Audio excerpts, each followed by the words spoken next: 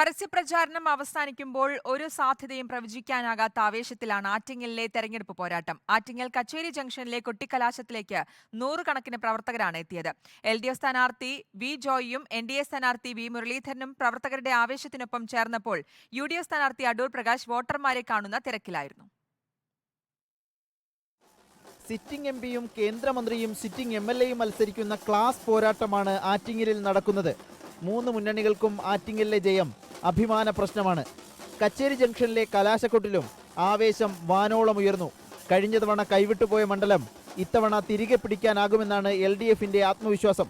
വിജയമല്ലാതെ മറ്റൊന്നും പ്രതീക്ഷിക്കുന്നില്ലെന്ന് LDF സ്ഥാനാർത്ഥി V Joy. കഴിഞ്ഞ 2 മാസമായിട്ട് ഞാൻ കണ്ടുകൊണ്ടിരിക്കുകയാണ്, ഉറപ്പായിട്ട് വിജയിക്കും എന്നുള്ളത് തന്നെയാണ്. കലാശക്കൊട്ടിനെത്തിയ LDF NDA സ്ഥാനാർത്ഥികൾ ട്രെയിനിൽ കയറി പ്രവർത്തകരുടെ ആവേശത്തിനൊപ്പം ചേർന്നു.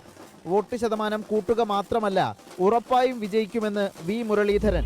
ജനങ്ങളുടെ താല്പര്യം, ജനങ്ങൾ മാറ്റം ആഗ്രഹിക്കുന്നു.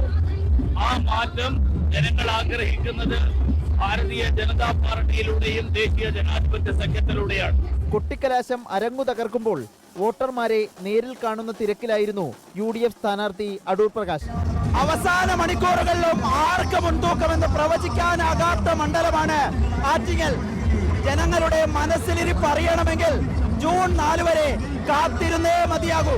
Reporter Adil Palode, in reporter, Thiruvananthapuram.